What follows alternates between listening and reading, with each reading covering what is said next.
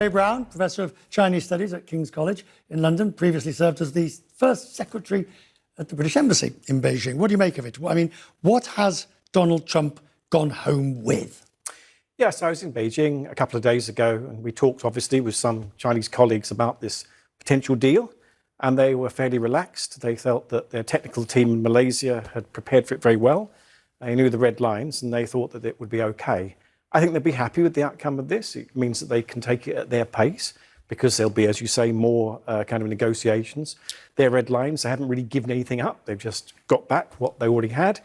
And what they proved in the last few months is that they have real leverage. You know, with the rare metals, which they process, they can really use this to get America where they need it to be. The fentanyl issue was always a bit weird, in a sense. This idea that the Chinese were wanting to export as much fentanyl, illegal fentanyl, as possible. Yes, it sort of has sort of like a reverse of the opium wars, isn't it? Rather the other way around. Yeah, I mean, I think that obviously America was instrumentalizing that. But as I say, I mean, China has massive leverage now. And what it's also done in the who's the stronger, I don't know, I'm being simplistic, but who has the whip hand here? I think China does. I mean, I think that they have, that they're the massive manufacturer still. They have supplemented their ability to produce high technology. And they have proved that domestically, you know, Xi Jinping getting beaten up by America this way gives him great support. I mean, he is stronger now as a result of standing up to Trump.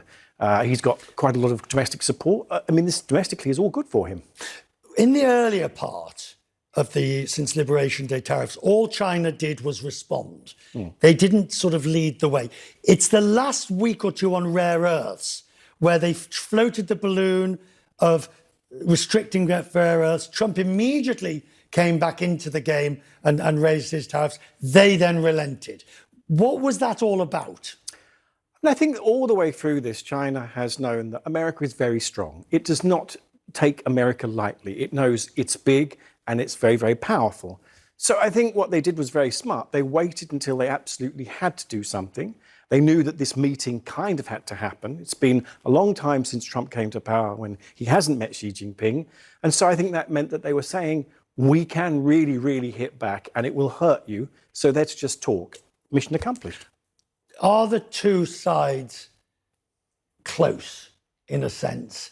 They, you know, I'm not quite saying my enemy's enemy is my friend type of thing, but I am saying, I looked at Xi Jinping's statement, which is basically, the world needs us both to get on. But at the same time, I get the feeling that who is Xi's preferred partner? Donald Trump or Vladimir Putin? America, of course. I mean, it's enormously important for China. America matters to China. But we have to remember, Trump has cleared away the hawks, basically. I mean, the last few weeks, he's basically kind of said, we've got to be pragmatic. I mean, that's good, right? The two biggest economies in the world fighting is not a good thing.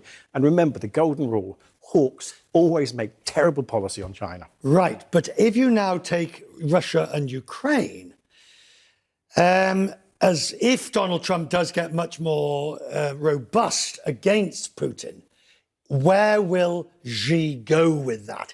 Will he be tempted to sort of back off from this grand alliance he has with Putin, or what do you think?